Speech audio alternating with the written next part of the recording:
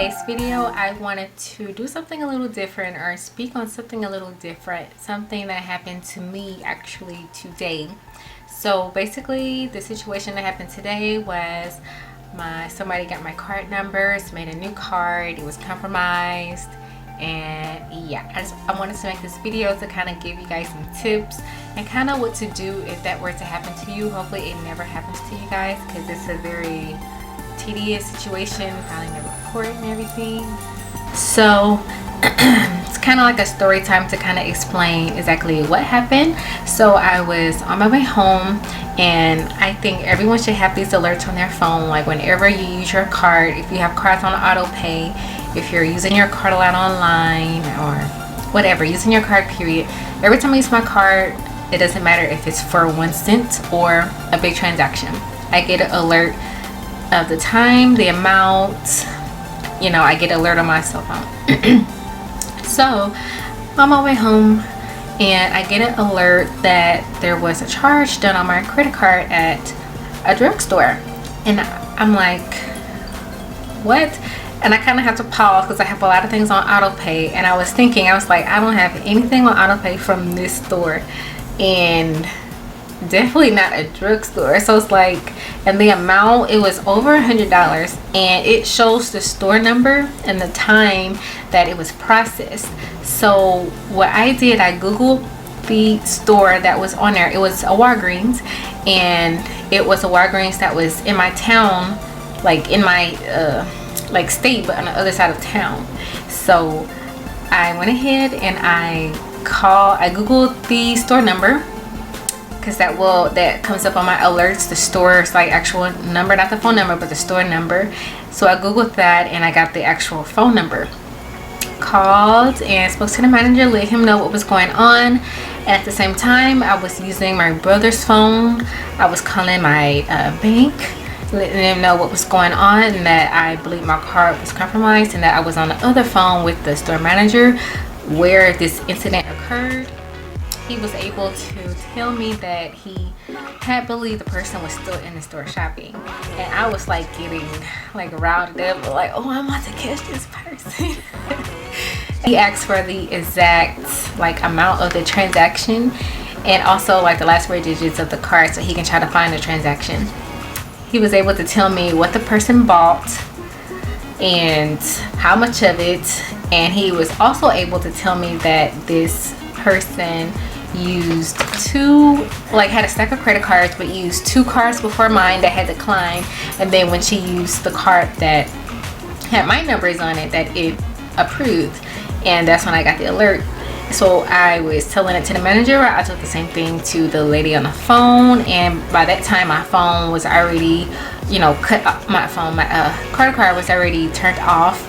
And I told her I wanted it to be permanently turned off, like I wanted a new card with new numbers, and I needed a card that had a chip in it anyway, because I heard that kind of convinced that, but it's not 100%. Since it occurred in that, since the incident occurred in that side of town, I was thinking that you had to go to the police department where that incident occurred. It was like 45 minutes away from me, but I was willing to drive there because something like that, I can't sleep with something like that. And it just, not only that, this person keeps trying to use the card, and it keeps saying decline. Like, I get the alert on my phone, even when something declines approved, I get the alert on my phone. And this person has been trying. They tried it for over almost $300. They tried for a couple cents, and they just tried for like $12, and it declined because it's off now. And they keep trying, and I'm hoping that they keep trying until Monday morning. So when I'm at the bank giving them like my case number, and I'll go over how I got a case number and stuff, I'm hoping that they are still trying to use that card so that it can come up the place they're trying to use it, so that they can catch this person, because it's ridiculous. Like, just get a job. I mean, seriously, why are you taking my hard-earned money? Like, are you waking up at 5 o'clock in the morning every morning to go to work? I called that police department on the phone to ask if I needed to if I could file a report over the phone or did I have to come in person. And she asked me where I lived, and I told her the city. She said I would have to go to the city that I live in, the jurisdiction where I live in order to file a police report. So I went up here to my local police station. I was able to have an officer meet me there by calling first, and he was very nice. Sat down with me, I explained everything, he typed it up. I was able to give him the exact time it happened, the exact amount of the transaction, and the other transactions that had declined, I was able to give him those amounts as well. I was able to give him the name of the store manager, the address of the store that it occurred. I had a whole lot of information. Yeah, and he typed it up. He gave me a case number, and also the manager at the Walgreens, he said that he was able to rewind the footage, and they did have footage, and the officer said that they will go up to that Walgreens to look at the footage to try to like get an identification of the person. And I know it's a lady because he was able to identify it as a lady, but I don't know what she looks like. But yeah, they said she came in the store and bought 4 cartons of cigarettes with my card. So now it's a waiting game because today is Saturday and I have to wait one more day so I can go to the bank and file a dispute so that I can be reimbursed for the money that she took from me in the first transaction. So I'm gonna hope that that goes through so I can get my money back. And because it just messes up when something like this, when your card is compromised, it messes up everything. Like when you have stuff on auto pay, like my insurance is auto pay, I have certain subscriptions that's auto pay, Netflix, Spotify, I have, you know, little things like that that's on auto pay so that I don't have to physically do. But now I might have to, I don't know, I might have to change it to something. I don't know what to do. But he said basically the best tip I can give you is to use everything cash or be that annoying person in the grocery store and pay by check.